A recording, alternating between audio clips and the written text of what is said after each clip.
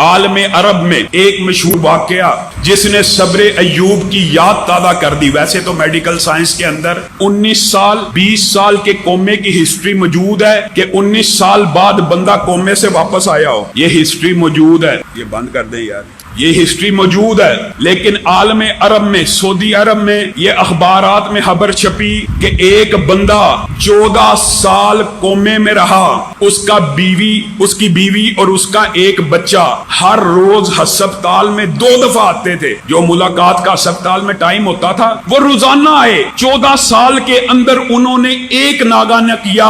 وہ بچہ ہر روز اپنے باپ کو غسل دیتا, اس کی غلاظت کو صاف کرتا, اس کو اچھی طرح نہلاتا. اس کی بیوی آتی ہر روز. ڈاکٹروں نے تنگ آ کے اس کو کہنا شروع کر دیا کہ آپ ہمیں اجازت دیں, ہم اس کی آکسیجن وغیرہ یہ جو مشینیں اتار دیں. بیوی بچے نے کہا یہ حرکت نہیں کرنی, ہم اپنے اللہ سے پر امید ہیں کہ ایک دن. بیوی نے کہا میرا خامن صحیح حالت میں بیٹھا ہوگا, اور بچے نے کہا میرا باپ ایک دن بالکل صحیح سلامت ہوگا. ہسپتال والے امید چھوڑ چکے ہیں, عملے والے امید چھوڑ چکے ہیں. ان بیوی اور بچوں نے امید کا دامن ہاتھ سے نہیں چھوڑا. 14 سال گزر گئے. 14 سال بعد بیوی ایک دن ہسپتال میں داخل ہوئی. کیا دیکھا؟ خامند بستر کے اوپر بیٹھا ہوا اس کا انتظار کر رہا ہے. اس کی آنکھوں میں پانی آ گیا. عملے نے, ڈاکٹروں نے آ کے خوشخبری دی. کہا میڈیکل سائنس کے اندر, عرب کے اندر, دنیا کے اندر تو 19 سال کے 20 سال کے واقعے موجود ہیں, لیکن عالم عرب میں پہلا واقعہ ہے کہ 14 سال کے کومے کے بعد کوئی بندہ ہوش میں آیا ہو. اور وجہ آپ ہیں, آپ کی استقامت ہے, آپ کی دیکھ بھال ہے, آپ کی نگرانی ہے. اللہ کی قسم, ورنہ تو ہم تانگ آ کے 1-2 سال بعد بندے سے آلات کو ہٹا دیتے ہیں اور گھر والوں کو منا لیتے ہیں کہ بس اس کو اللہ کی سپرد کر کے اللہ کے پاس جانے دو.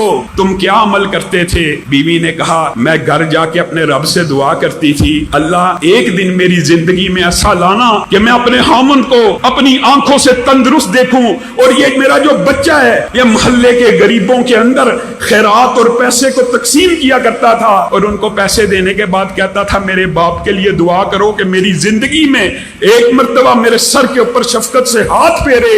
آج ان دعاؤں کا نتیجہ ہے, اور ان غریب آدمیوں کی اور لوگوں کی اور اس خیرات کا نتیجہ ہے کہ تم دیکھ رہے ہو میرا خامند زندہ سلامت بالکل صحیح حالت میں موجود ہے. حضرت حسن بن سفیان رحمہ اللہ, اتنا مشہور واقعہ ہے. اعلام النبلاء کے اندر امام ذہبی نے بھی باسند لکھا, اور البدایہ والنہایہ کے اندر ابن کثیر نے بھی باسند لکھا ہے. حسن بن سفیان 9 ساتھیوں کے ہمراہ مصر کے اندر حدیث کا سبق حاصل کرنے کے لیے گئے. اب جو زیادہ راہ ساتھ لیا ہوتا ہے اس دور کے طالب علموں کا آپ کو پتا, جو مال لیا تھا ختم ہو گیا. طالب علموں نے کہا حسن بن سفیان اللہ پہ توکل کر کے ہمیں ساتھ لے آئے ہیں, اب 1 دینار بھی پاس موجود نہیں کھانا کھانے کو. اٹھ اور لوگوں سے امداد کی اپیل کر, محلے میں نکل, پیسے مانگ. حضرت حسن بن سفیان کے دل کو چوٹ لگی کہ میرے ساتھی جو حدیث کے طالب علم ہیں ان کا توکل اللہ سے اٹھ رہا ہے. کہا ٹھہرو, مجھے 2 رکعت نماز کو ادا کرنے دو. 2 رکعت نماز ادا کی. اللہ رب العزت کی بارگاہ میں گڑ گڑائے, روئے. دروازے پہ, مسجد کے دروازے کے اوپر دستک ہوئی. امیر, مشہور امیر گزرے امام احمد بن ابو العباس الترکی کا قاصد آیا ہے. کیا لے کے آیا ہے؟ 9 تھیلیاں لے کے آیا ہوں. 9 تھیلیاں کس لیے؟ ہر تھیلی کے اندر سونے کے 100 دینار موجود ہیں. کس لیے؟